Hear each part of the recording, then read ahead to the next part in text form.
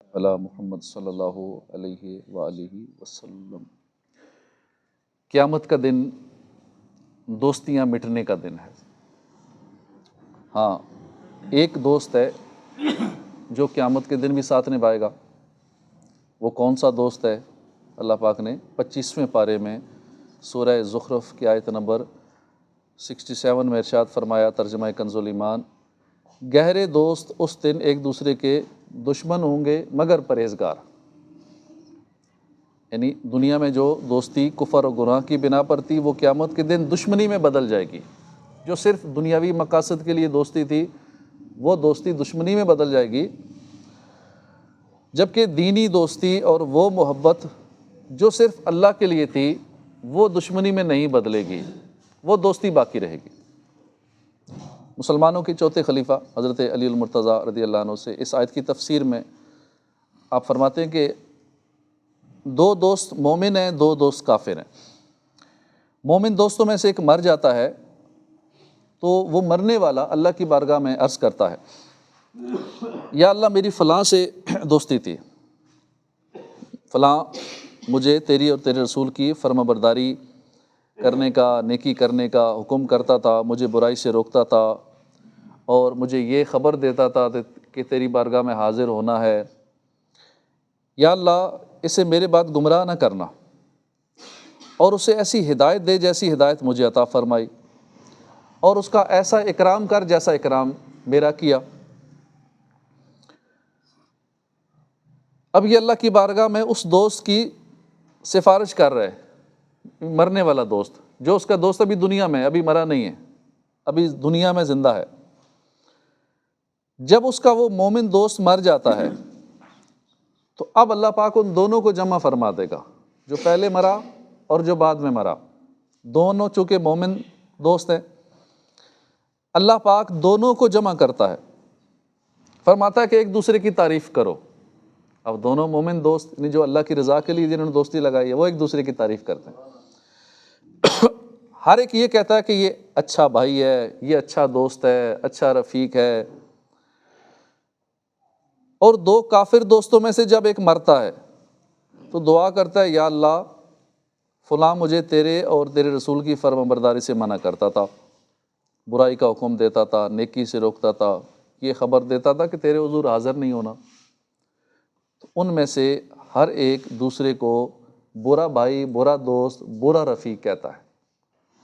تو معلوم ہوا کہ قیامت کے دن نیک دوست کام آئے گا، قیامت والے دن صالح پرہیزگار دوست کام آئے گا، اور وہ قیامت کی انتہائی سخت ہولناکی میں مسلمانوں کی غم خواری اور شفاعت بھی کریں گے۔ یعنی جو اچھے دوست ہوں گے، ایک دوست جنت میں جائے گا تو دوسرے دوست کو بھی لے جائے گا، اس کی سفارش کرے گا۔ حضرت جابر بن عبداللہ سے مروی ہے، حضور صلی اللہ علیہ وسلم نے فرمایا کہ جنتی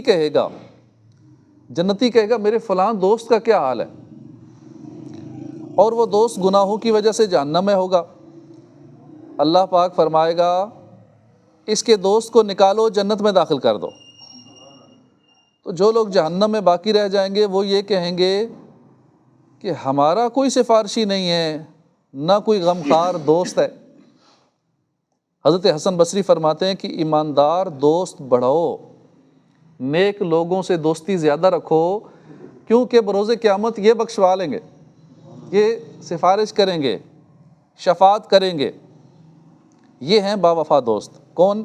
متقی، پرہیزگار، نیک نمازی، اللہ رسول کی فرما برداری کرنے والے، جنت میں لے جانے والے اعمال کرنے والے، ان کے ساتھ دوستی لگانی چاہیے۔ یہ اچھے دوست ہیں، اور بروز قیامت یہی لوگ کام آئیں گے۔ اللہ پاک ہمیں نیک لوگوں سے دوستی کرنے کی توفیق عطا فرمائے۔ حضور صلی اللہ علیہ وسلم نے فرمایا، اچھے اور برے ساتھی کی مثال مشک اٹھانے اور بھٹی دھونکنے والے کی سی ہے۔ مشک اٹھانے والا یا تمہیں کچھ دے گا، یا تم اس سے خرید لو گے، یا تم اس سے اچھی خوشبو پالو گے، اور جو بھٹی دھونکنے والا ہے اس کے پاس جو بیٹھے گا اس سے سمیل آئے گی، یا پھر اس کے کپڑے جلیں گے۔ کیسی پاکیزہ مثال دی ہے پیارے آقا نے، جس کے ذریعے سمجھایا گیا ہے کہ بروں کی صحبت سے فائدہ اور اچھوں کی صحبت نقصان کبھی نہیں دے سکتی۔ بھٹی والے سے مشک نہیں ملے گا، گرمی اور دھواں ملے گا، اور مشک والے سے نہ گرمی ملے گی نہ دھواں ملے گا. مشک والے سے دوستی رکھیں گے تو خوشبو ہی آئے گی, چاہے اسے خوشبو لو نہ لو, آنی خوشبو ہی ہے, نقصان نہیں ہوگا. اس فرمان عالی کا مقصد یہ ہے کہ حتی الامکان برے دوستوں سے بچا جائے, بری صحبت سے بچا جائے کہ یہ دین بھی برباد کرتے ہیں, دنیا بھی برباد کرتے ہیں. اچھی صحبت اختیار کرو کہ اس سے دین اور دنیا سنبھل جاتے ہیں. مارے بد تنہا ہمیں بر جان زن, یار بد بر دین و بر ایمان زن. سانپ کی صحبت جان لیتی ہے, برے یار کی صحبت ایمان لیتی ہے, یعنی ایمان برباد کر دیتی ہے.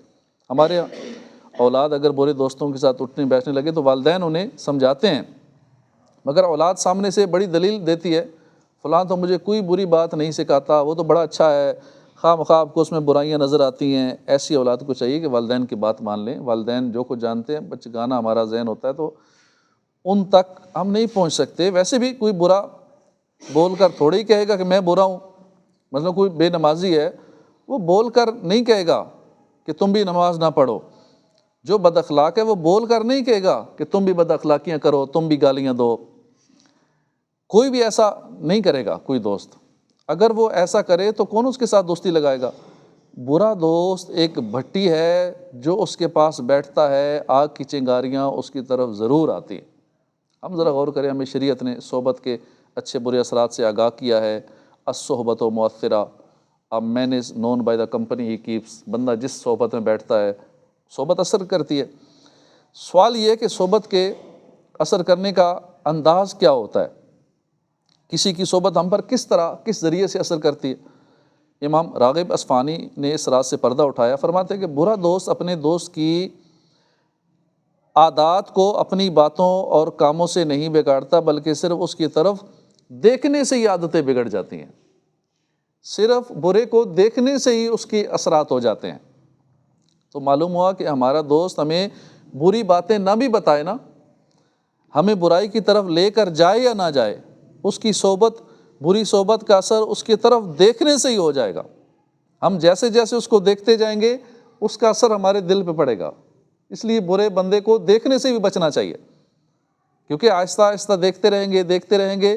بالفرض کچھ نہیں کہہ رہا, برے کام کرو نہ کرو, کچھ نہیں بولتا, صرف ہم اسے دیکھتے رہتے ہیں, اس کی باتیں سنتے رہتے ہیں, چاہے باتیں بھی بری نہیں کرتا, صرف دیکھتے رہتے ہیں اس کو.